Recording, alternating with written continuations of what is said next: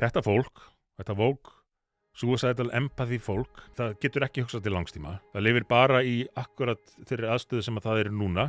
Það sér einhvern í sjónvarpinu, einhvern hælisleitanda og ég sé þennan mann sem situr þarna í sófa, segir farið sín ekki sléttar og ég, ef ég á að vera góð manneski, þá verð ég að styðja þegar þessi maður fá að vera hérna þótt hann uppfyll engin skilyrði og þá veltir fólki ekkert fyrir sér hver verða langtíma áhrifin af þessu og hver verða heildaráhrifin. Í hverju tilviki þar sem einhver kemur og segist koma úr erfiðum aðstæðum eða aðstæðum sem eru erfiðar á Íslandi að ef þú ætlar að vera góður þá verður að leyfa honum að vera, bara endar það.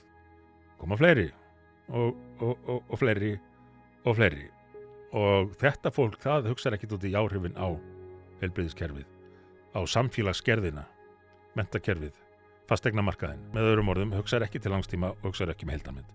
Það sér bara einhvern einstakling og sem sér, ég vil vera góð manneski.